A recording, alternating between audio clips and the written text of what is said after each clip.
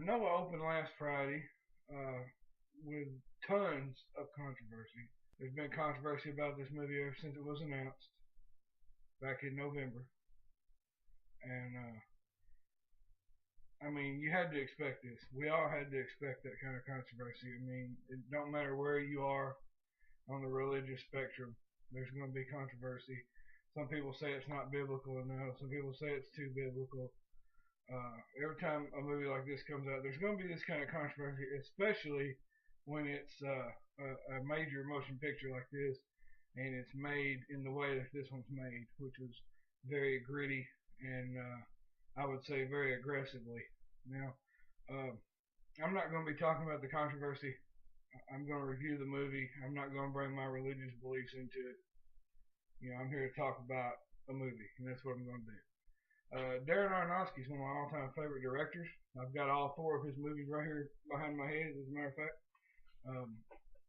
He's done Requiem for a Dream, The Wrestler, Black Swan. He's a great director. I was very excited when I found out he was going to be doing this movie because this is his first major epic of this magnitude. And I was real curious how he was going to handle this. First half of the movie is kind of hit or miss. There's some good things. It establishes the characters well. It explains why Noah is like he is, why he's so driven, and it also does a good job of showing why he believes that God is going to destroy the earth. He has some dream sequences in there that are very well done, and these things are very Aronofsky-like. If you're familiar with Aronofsky, if you're not, you need to be.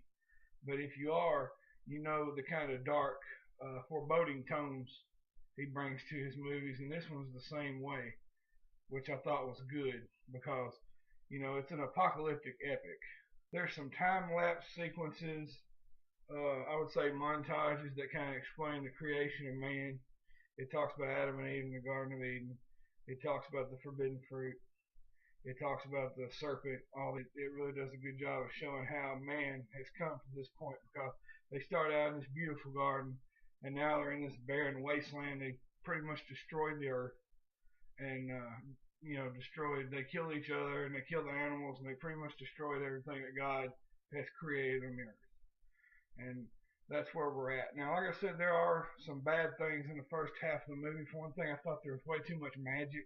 It kind of looks like Lord of the Rings sometimes. I know some other people are saying that, but it does. It kind of looks like Middle Earth at times. Not all the time, just spots here and there. The biggest problem I had with the whole movie is, and it's only in the first half, and there's these great big like rock monsters, like they're big old monsters made out of stone, and they're like lumbering around, and they're CGI, and they didn't fit in the movie. At first, when I saw them, I was like, "Oh, that's terrible! Get that out." But when they kind of explained how these creatures came to be, it kind of made a little more sense. Still didn't like it, but it helped. And also, they did help Noah build the ark, and they kind of answered a lot of the physics questions that people have asked for centuries about how did Noah actually build this ginormous ark.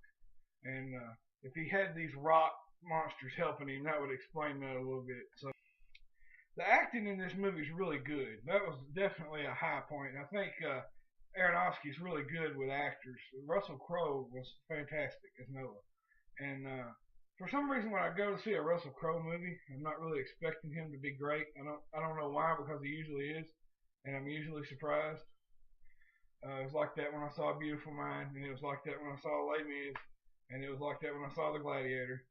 And Russell Crowe just always surprises me with great performances. You would think I would expect it by now, but I never do. Everybody in the movie is good. Jennifer Connelly's good as Noah's wife. Emma Watson's good. She played Shem's wife, and this is the best I've seen Emma Watson for sure. Anthony Hopkins is good. He plays Methuselah. I wasn't expecting him to be in the movie, but he did a really nice job. All the way through the first half of the movie, I was looking forward and anticipating, the big flood scene. Got to that part in the movie, it was really something. It was pretty spectacular. There are some huge, spectacular shots These people are like falling off the tops of mountains, and the people are trying to get in the ark, and it was really fantastic. And then there were some shots inside the ark. You could hear the people outside, and they're crying and pleading to get in, and the family's really upset because they can't let them in, and that adds a lot of realism to the movie. I thought that part was done really well. The interesting thing is the actual flood happens about halfway through the movie. So I'm sitting there in the theater and I'm like, okay, what's going to happen now? We're halfway through the movie. We've had the flood. Is the rest of this movie just going to be these people on the ark? And they had this one side story in the second half that I didn't like at all. I didn't think it belonged. It didn't ruin it, but I think it would have been better without it. The main thing that happened about the halfway point was that this movie takes a very unexpected turn. And the word that kept coming into my head was provocative. And I love that. They did something in the movie that I don't think in any way goes against the source material for this movie. I don't think it in any way goes against the original story of Noah. But it was really interesting what they did. Now, I won't spoil it, but I'll just say, if you've seen the movie, I would really love to know what some of you thought about this one particular part of the movie. And you'll know when it gets there, because it just hits you like a ton of bricks when you realize Noah has sort of misunderstood part of God's message. And when you realize that and realize where his mind is, it really is impactful. And it sets up a second half of this movie that is just full of suspense and very engaging. And before that, right up until this turn in the movie, it's turn in the story, I was like, okay, we got a nice movie going. Everything's going okay. There's good points, there's bad points. It's okay. Then when this part hit, and from there on to the end of the movie, I just could not take my eyes off the screen. Like I said, they had a side story that I thought was kind of silly, but it was still done pretty well. The actors were good enough, and the film was made well enough that it didn't exactly ruin the movie. It just took something away from it to me, and I wish they had totally left that off. They had enough story with what they were doing just in the main story.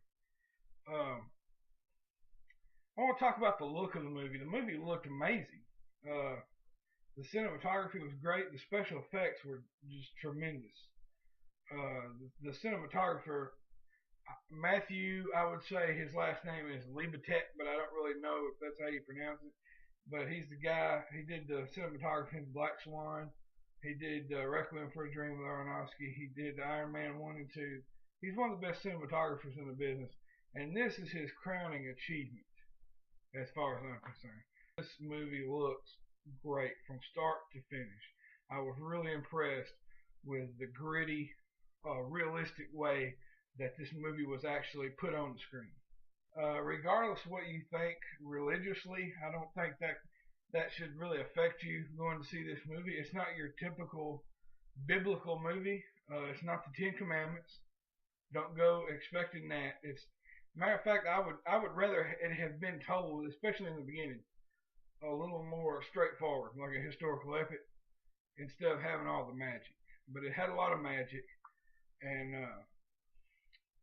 it stays true, in my opinion, to the original Noah story. There's going to be a lot of critics to the plot twist in the middle, which like I said, I thought was fantastic. That's the part to me that's going to get the most criticism. People's going to say, oh, that's not right. That's not like the Bible. Because they don't portray Noah as this perfect, wonderful human being. He has flaws and he has faults and he makes mistakes. And that's kind of the way I want to see the biblical characters. I want to see them as human beings like myself, so I can kind of relate to what they're doing. But it's a good movie overall. Like I said, it's well made. It looks great. Aronofsky did a good job with it. I gave it a 7.5 out of 10.